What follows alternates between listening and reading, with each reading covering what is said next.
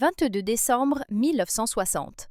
Jean-Michel Basquiat naît à Brooklyn, fils d'un père haïtien et d'une mère portoricaine, portant le poids de la diaspora africaine avant même de toucher un pinceau. Sa vie, souvent réduite à une ascension fulgurante et une mort tragique, incarne bien plus. Il était une réponse, pas un accident. Héritier d'Haïti, première république noire issue de la seule révolution d'esclaves victorieuse, il porte une mémoire de résistance et de défiance qui traverse son œuvre. Il peint en fragments, comme la mémoire diasporique, marquée par l'exil et l'effacement, cherchant à se souvenir de ce que l'Empire voulait effacer. Avant les galeries, il écrivait sur les murs. En tant que Samo, son graffiti interrompait l'ordre établi, perpétuant une tradition panafricaine d'art comme résistance face au silence des institutions.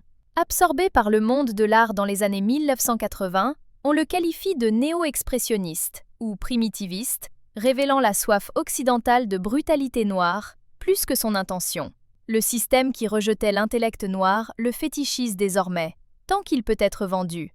La visibilité a un prix. Célébré mais rarement protégé, Basquiat traverse les élites comme fascination et étranger, avant de mourir à 27 ans d'une overdose. La tragédie n'est pas seulement sa mort, mais sa familiarité.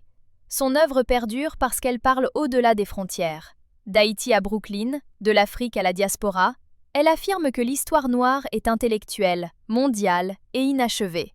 Basquiat n'était pas seulement un artiste, il était un descendant de la Révolution. Son œuvre pose la même question qu'Haïti au monde. À quoi ressemble la liberté noire quand l'Empire regarde toujours? Abonnez-vous à la chaîne Mac Jetson pour l'histoire panafricaine, la conscience noire et l'art comme résistance.